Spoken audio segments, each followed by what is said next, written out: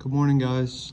This is your video lesson for lesson number 7. You're on page S.29 in the book.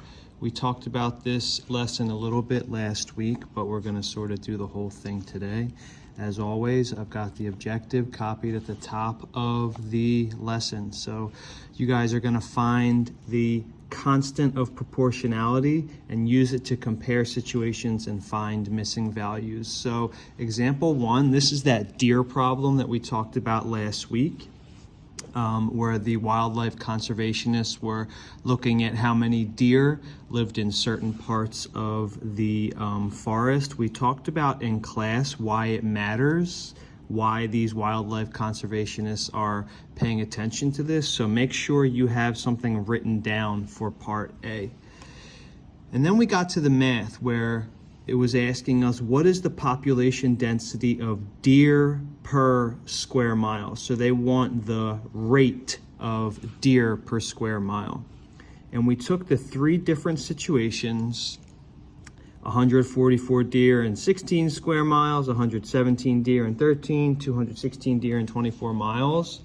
And notice, because they want deer per square mile, that's why we're doing deer divided by square miles. So in all of these, 144 divided by 16, we get 9. 117 divided by 13, we get 9. And then even in the last one, 216 divided by 24, we get 9, right? So all of these are equal to 9 deer per 1 mile. That is our constant of proportionality. So the unit rate of deer per 1 square mile is 9. The constant of proportionality is 9 deer per mile. And explain the meaning of that constant of proportionality in this problem. So you need to write a sentence here. What is this 9? It means that in every square mile, there are on average 9 deer. So C and D, use the unit rate of deer per square mile, or y over x. That's what we did here. We took y divided by x, y divided by x, y divided by x. And they all gave us the same thing. That's why it's a constant relationship.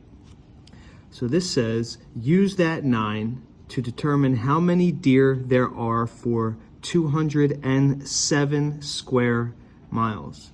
Well, if there's 9 deer per 1 mile, we want to know how many deer for 207 miles. You can figure that out.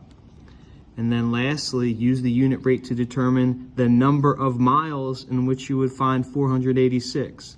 So I'm going to say that one of these is using multiplication, the other one is using division. You should have complete sentences for each. All right? This entire page should be completed.